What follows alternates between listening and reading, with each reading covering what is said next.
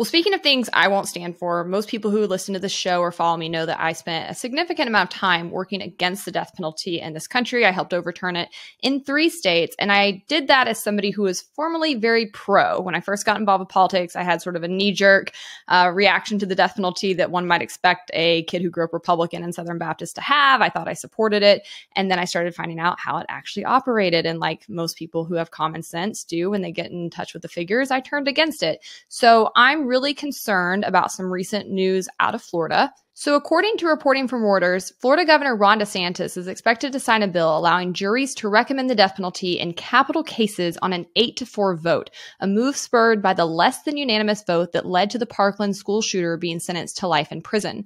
The state's Republican-led House of Representatives approved the measure with an 80-30 vote, following the Republican-controlled Senate's approval in March. The change only affects the penalty phase of capital trials. It would have no effect on the requirement for a jury's unanimous vote to convict a defendant. DeSantis has pushed for the legislation since October when he said he was, quote, very disappointed after a jury could not come to unanimous decision on giving a death sentence to the Parkland shooter.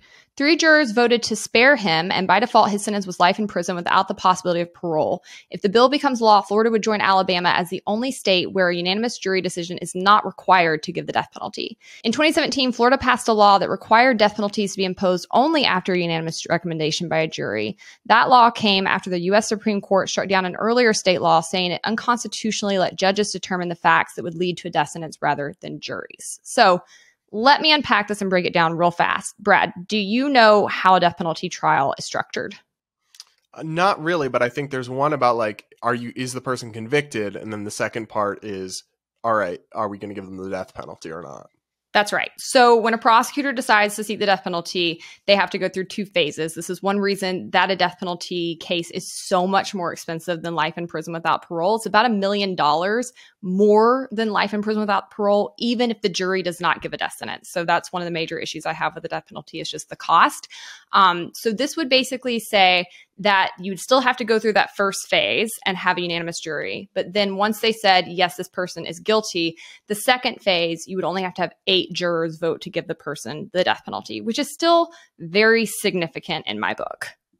Yes, so that's out of 12, right? 12 jurors?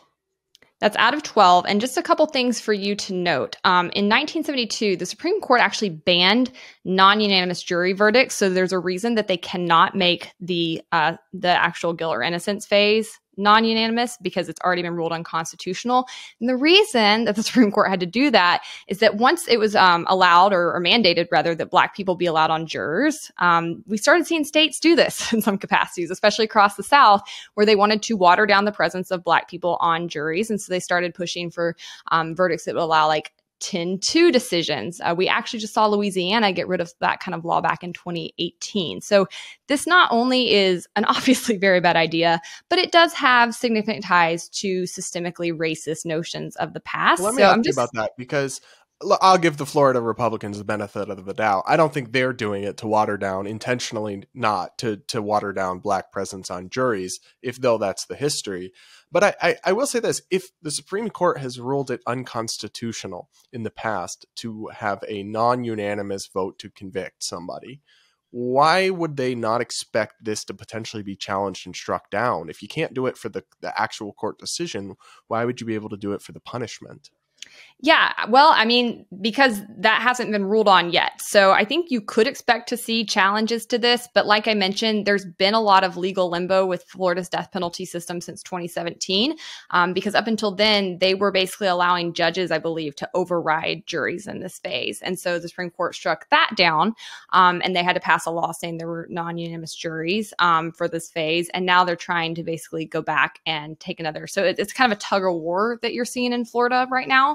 But across the board, this is just a very bad idea. And whether or not, you know, the people in the Republican legislature, Ron DeSantis, are sitting here thinking, let's go after Black people. No, I don't think that that's true. But I do think that non-unanimous juries have that history. And I think that to this day, there's a real reason that they want to water down the presence of different people on juries. They want to be able to, kind of puppeteer the outcomes. And I think that the fact that you have a governor running around saying this one case, this one jury in this one case didn't give the verdict that I think they should have given, so I want to redo how we do this phase for all other cases is absurd. A jury is a totally different body than a governor, and I think they have an important presence, and you should have to get a unanimous jury, and you should have a diverse jury and actually have a jury of your peers. And when you see politicians seeking to either make juries one-dimensional or prohibit their authority when they are not one-dimensional, I think you have a really serious issue that undercuts the. I'm always very hesitant to second guess a jury because, and you see a lot of this in discussion of controversial court cases.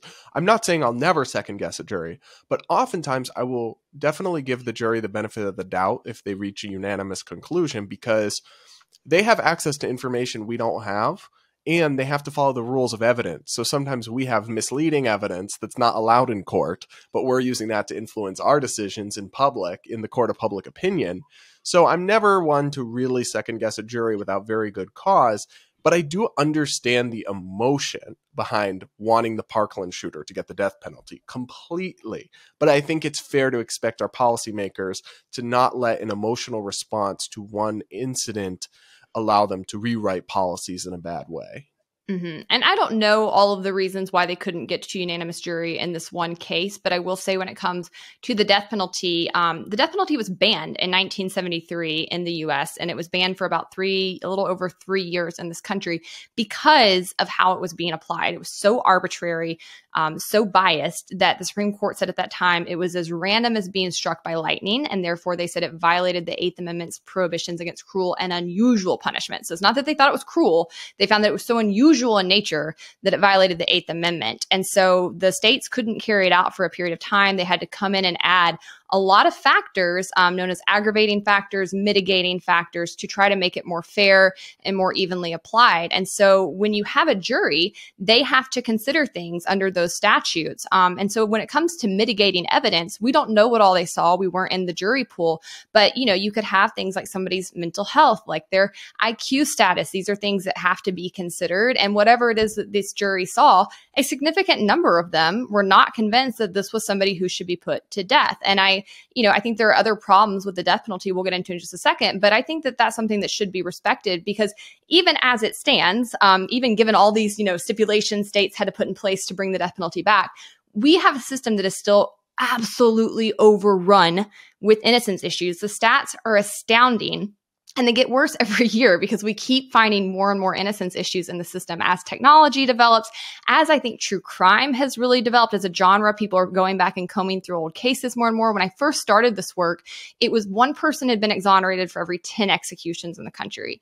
That was in 2018. Now that stat is one person has been exonerated for every 8 executions in this country. And there's no telling how many more people are innocent on death row as we speak, because those exonerations are not because the system's going through and working and methodically checking itself and finding issues of innocence and promptly letting these people go. No, this is mostly charity work being done by groups like the Innocence Project. This is pro bono work, and they simply don't have enough people to go back over all the cases. So it's kind of a crapshoot. And even when they do get solid evidence that somebody very well might be innocent, such as new DNA or things of that nature, the lift to get it back through the court system and to actually get a judge to re-examine it is significant. So it's a very pressing issue. And those stats are bad enough, but Florida is actually even worse.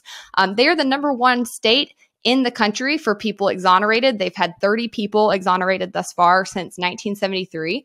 Their stats are for every 3 people they've executed, 1 has been exonerated. And 3/4, so 75% of those exonerations discovered thus far are people of color. So. Oh, good. Sounds exactly like a system we should be expanding. For sure. They're nailing it in Florida. They've just got it all figured out. Might as well speed it up. No, this is moronic. On top of that, they spend $1 million per week in Florida to have their death penalty system. That's insanity. That's insanity. $51 million a year. They have 14,000 unsolved homicides that have accumulated in the 30 years since they resumed execution. So not doing so great on the whole prevention or even solving of homicides outside the death penalty system. They are the number 2 when it comes to death row populations in the whole U.S. They have 333 people on their death row. So this state is a problem. It's a menace, honestly. And I would be terrified for my civil liberties if I lived in this state. I mean, it's actually atrocious what's happening there. So the thought that they are so arrogant, they think they should speed it up. The fact that anybody who claims to believe in limited government and individual liberty could look at these very basic stats and think this is a good idea blows my mind. Yeah, I agree with you. I think it's a mistake. I'm a little bit optimistic. Maybe it'll get challenged in the courts and struck down, but I do think it's a mistake. Yeah, we'll see. Like I mentioned, Alabama actually does have something similar. So they'll be one of only 2 states. And these do happen to be 2 of the worst when it comes to actually executing the wrong people. And also just when it comes to the racial bias that you see within their system. So it's a huge problem. But, aside from innocence issues in the death penalty, and we don't have time to go all the way into this today, but I really implore people, don't be emotional about this. Don't have a knee-jerk reaction, because I promise you this is the tip of the iceberg when it comes to issues. I have one of my original episodes of Based where I dug into all of the data. We'll link in the show notes. You can go back and watch it. But there's many problems. As I mentioned, it's not a deterrent. As I mentioned, it's vastly more expensive to have the death penalty than it is life in prison without parole. So it's not cutting down on costs. And that's not because it takes too long to execute people. That's a common misperception. That is because of the trial. Like I said before, it is about $1 million more just to have a death penalty trial. As the 1990s ended, most states had implemented life in prison without parole. And at that point, we started seeing juries deciding to send people to death row really, really drop, because most people who are on a jury pool don't want to have to make that decision. They recognize they could still be wrong. They know there's a way to ensure that society is protected without the death penalty. And so most of the time when you're pursuing it, you're spending $1 million for nothing, because juries are still going to say no, which is, I think, one reason Florida is probably trying to do this, so they can get more yeses for their money. Aside from that, there is still a lot of arbitrariness when it comes to the death penalty. It has nothing to do with the nature of the crime that's committed. That's one of the main pushbacks I hear is people are like, don't you think we should kill child murderers or child molesters? And I'm like, that's actually not even eligible for the death penalty right now, number 1. But 2, even if it were, that's not how the death penalty is allocated. They don't go and look for the worst cases and assign the death penalty to that. It actually comes down to the location where the crime was committed. The majority of death penalty cases come from only 2% of counties in the whole country. And then it comes down to the race of the victim. It's mostly pursued against people who have killed white people. And then it comes down to the socioeconomic status of the defendant. If you can hire an attorney, you probably aren't going to get the death penalty, but most of these people are indigent and don't have very good representation. So again, go and look into some of these things. I've covered it much more in depth, but I think it's a huge issue. And I'm really disgusted to see Republicans who, again, still continue to run around and claim to be for limited government and individual liberty, pushing this kind of thing. If you think the government's corrupt, if you think it's prone to error, then you should not be wanting to give it the power over life and death. And you certainly shouldn't be wanting to expedite these kinds of methods.